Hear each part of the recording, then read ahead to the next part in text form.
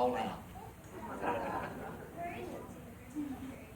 I just want to say something and really tick people off. And you know I really care.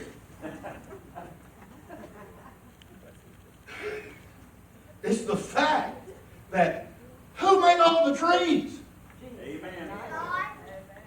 Exactly. He made it all, he created all of it. I don't care if you hang something on a tree. God made it. Dress it up, put some presents up. Buy me a present. And don't go to Five Below, Orlando. Orlando. It's not about that. It's understanding what the day is, what we're referencing. That's what's sacred, and we've changed it. Thanksgiving is all about the food. The men are going to the woods. Some of the ladies are too. And the others are waiting for 6 o'clock for the doors at Walmart to open. And people to get stupid.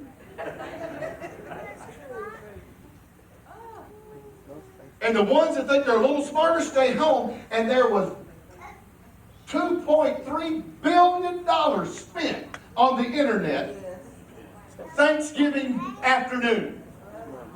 Not Black Friday.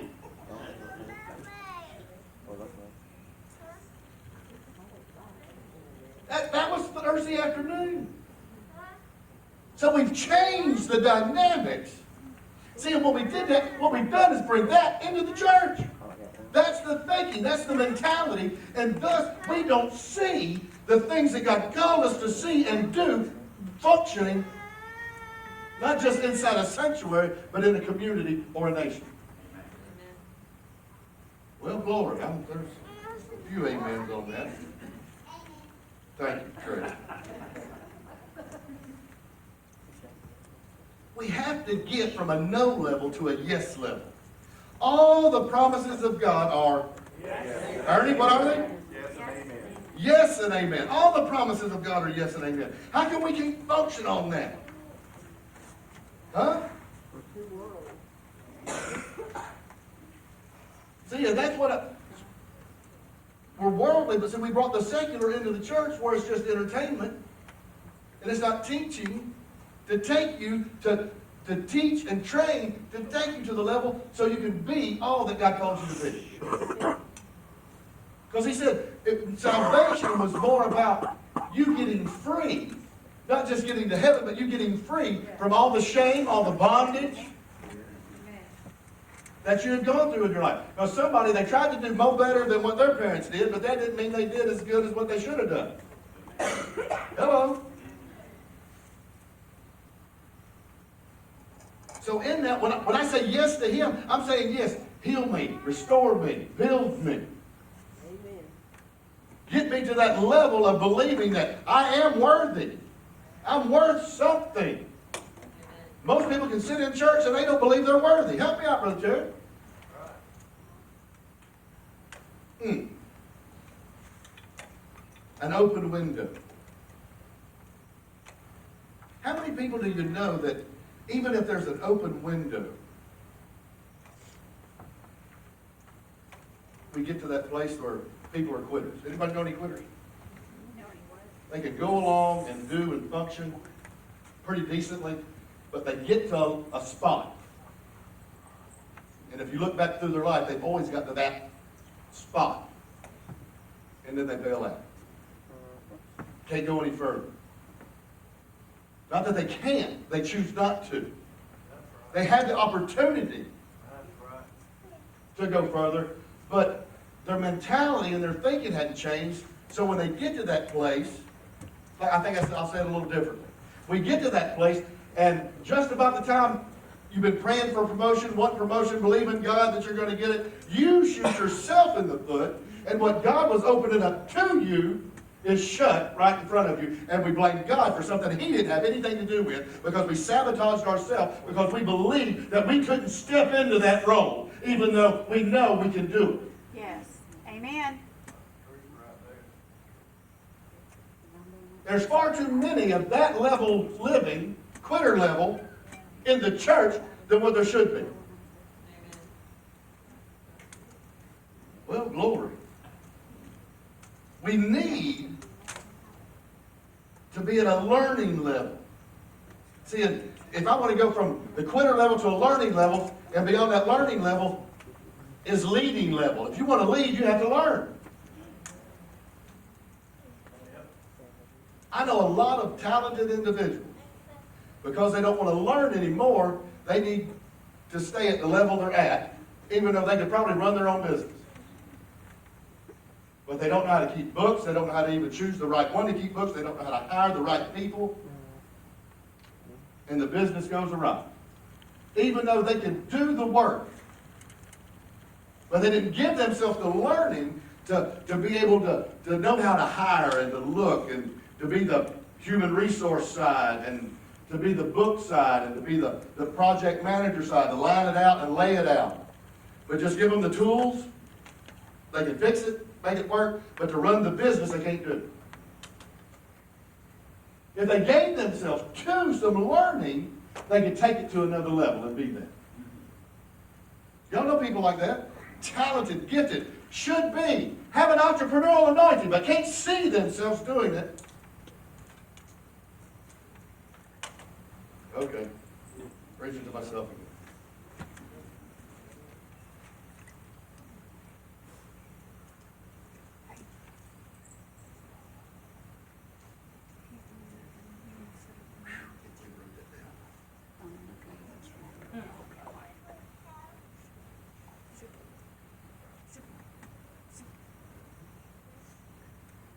See, when we brought the secular into the sanctuary and changing the sacred, see, the priorities got messed up. And in the culture we live in today, when I grew up, you had seasons. Help me out here. We had seasons. Baseball, football, basketball, whatever, right? Soccer, golf. See? That in our day, in our day. Now, and you can play all of them, and we did. Now, they're more specialized, and they play one, maybe two sports, and they play it all year round. Travel ball is what they call it. You can do it on football level, you can do it on a baseball level, you can do it on whatever level, soccer. You can play that stuff year-round, and parents choose to give more glory and to make their children's sports activity more glorified than the church. Church is not a hobby. Well, glory. And we wonder why we don't see what we read.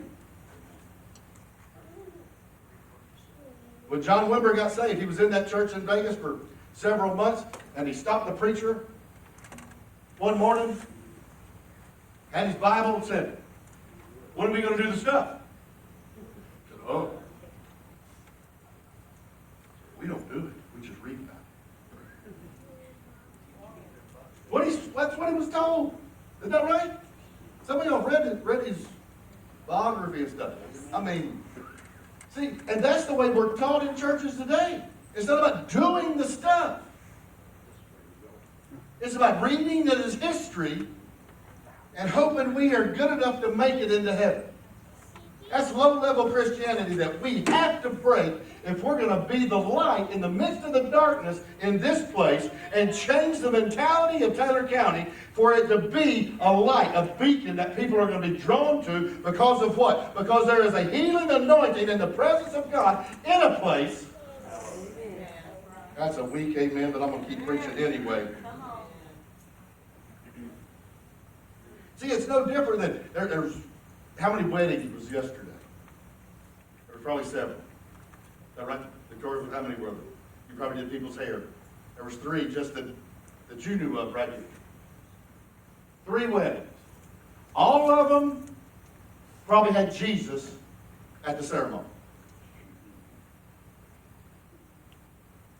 Come on. He's not going to go there, is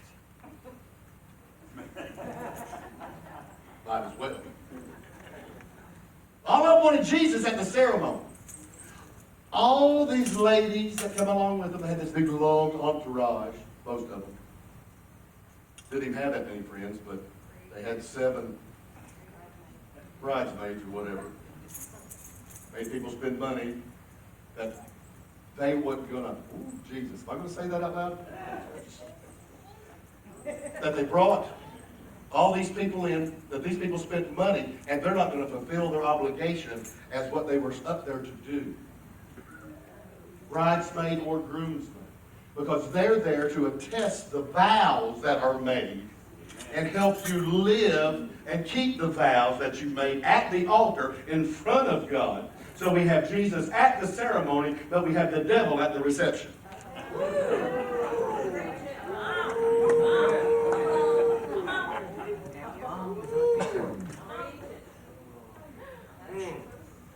Come on, because nobody that's standing there is going to hold you to the fire to the vows you made.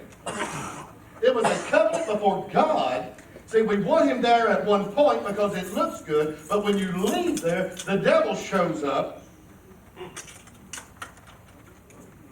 And we wonder why the church can't go to the next level. Y'all all right? I'm talking about next level thinking and understanding what this word says. We can't do anything more than what we're doing if we don't begin to believe and think like he said. I have the mind of Christ.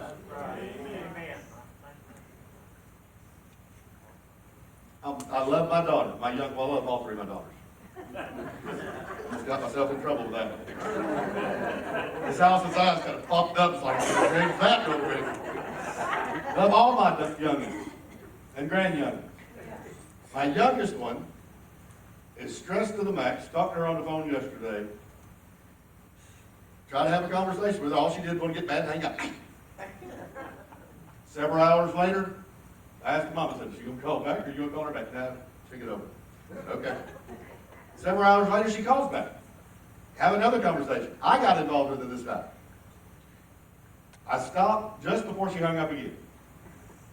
But all I was doing, she's stressed out about all these exams she's got coming up to the next little bit before Christmas break. All this week. I forget how many she's got. 6 exams. Oh, I'm going to fail. I don't know the material, blah, blah, blah, blah. You're not either. You have, help me out, Tom, you have the mind of Christ. What you think you don't know, you really do know. And when you get in that place, it will be like a sponge you can squeeze on, and that word, that knowledge can come out.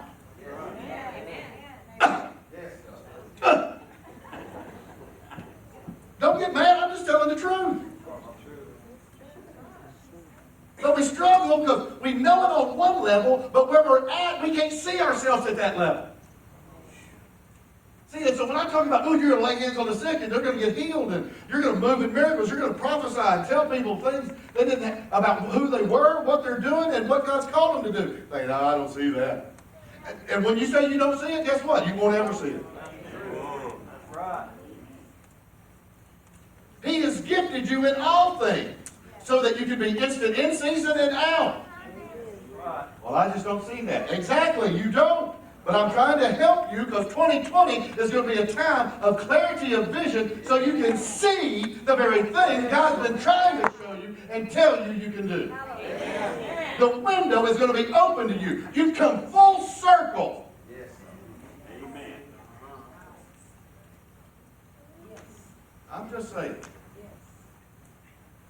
We've come full circle. We're back around to where we were. Now, are you going to move through the window, or are you going to stay asleep in the window? And there's 2 things. He fell down. I said this last week. He fell down. He didn't fall out. Most people fall out with the church and go someplace else or not go anywhere at all. He fell down. When he fell down, Paul went down, covered him, restored him. You can fall down, but don't fall out. And that's what people do, and that quitter mentality level, where they get to a point and then stop. They bail out on what God's doing because the struggle's too hard, too real, whatever it may be, or the preacher offended them in church because he told them the truth. Don't get mad at me, get mad at God. Hello. Well, glory. Y'all all right? And this is going on YouTube and stuff. Hey.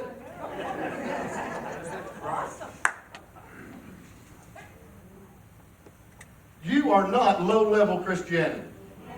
Well, I'll take that back. You might want to be. But if you stay here any length of time, you will be challenged to the point that you cannot stay on that level. You have to begin to believe in me as it is in heaven. That I am the head and not the tail. I'm above and not beneath. I am who he said I am. I am a powerhouse in the kingdom that can speak a word and see things happen. I have the same verbiage that God had. That same life is in me. So if he spoke and created, I have that same creative ability when I speak. Okay, that got quiet. That's right. You can speak to the wind and the waves and they obey. Come on, we've done it before as a group of believers when storms come this way. That's right. Y'all, I have encouraged you to stand in that place, look towards that way. I've told you stories. I've stood on my porch and you declare, this has to change, it has to move. And what's happened? It shifts, it moves. Why? Because you have authority to speak to the wind and the wave and turn it. That's right. And we go, oh my God. Why are we surprised? We're doing, we're as he is, so are we. It's what he does. That's what we should do. Well, glory, I guess I better stop. Y'all get so excited. Let y'all get in first at the line at the buffet at Fusion. I don't go to Fusion, it's all right. Don't start. I believe in y'all. You can do this. Because it ain't you. Greater is he. Come on, somebody help me out. Greater is he that is. So it's not you doing it. It's him in you. I can't see myself forgiven. Well, good. The one inside you can help you forgive and walk you through it. Let it go so you can let God move in you. I mean, well, glory. The window is open to you. Now, what you do with it is entirely up to you. I'm not done with this. We've got the rest of this month to I'm trying to get you prepared for your window in 2020. Lord. You have the opportunity to go to another level and do stuff that you thought was only for somebody else. You are a powerhouse in the kingdom of God. And you are here for a purpose and a reason. Even in this community, you're here for a purpose and a reason. Because there's such people out there that need you. Right. They need to hear your story. Brother Jim Powell told me the other day that, I forget where he was asked to speak. He was asked to speak someplace, and, oh, yeah, he went over to Honey Lake. Over here to the thing, they wanted him, the pastor that's a counselor or whatever over there, asked him to come over and share his story. I said, oh, really? Did he said, yes. I said, did you share the story? He said, I shared the story of February 2012 that I talked to some crazy preacher. And they told me I didn't understand Scripture when I've been a minister of the gospel for years. And that day, that next morning I woke up, I was healed. And the story of, He'd heard God, came to Perry, Florida, from North Carolina, to see that crazy preacher, Lamar. And walked in the sanctuary, and the power of God hit him, fell out right before he got to the altar. And began to speak in other tongues. Never touched him, never laid a hand on him. But I warned him before he came in. I did. I warned him, Brother Tindall. Better make sure you don't do that. Okay? Enter at your own risk. And a wonderful Church of Christ preacher got baptized in the Holy Ghost.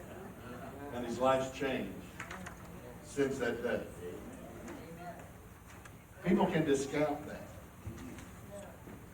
for themselves.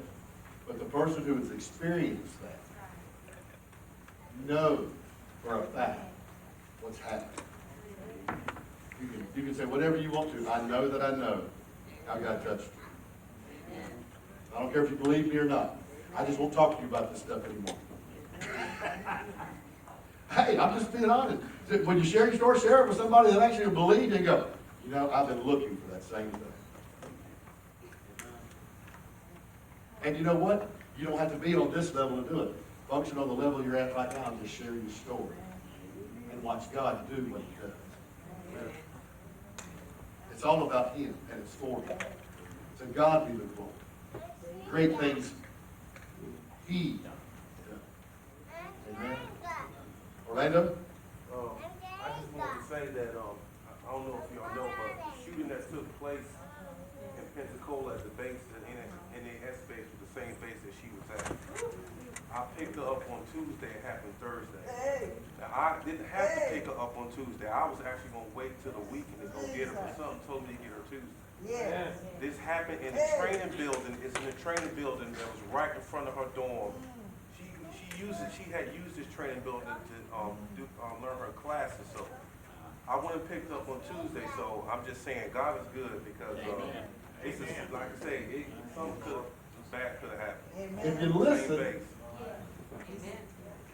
a lot of times, see, if you hadn't been taught to listen, you ignore the voice or the prompting. Not saying something, I'm not saying, help me out with that, I'm not saying something would have happened. But when you obey and do, God spared you. I mean, that's a testimony of the goodness of God. But it's all about listening and obeying. How many of you discounted stuff? And then realized, dang, I should have. See, it's the same way with the window. After it closes, we always look back and go, dang it. We're not saying dang it this time. We're saying glory. Glory. We're saying glory because when it opens, I'm going through. Amen. Father, I thank you for this. Whoa, hey, Jesus. Your fault. Lord, we're going to start communion. Because we're going to do this in remembrance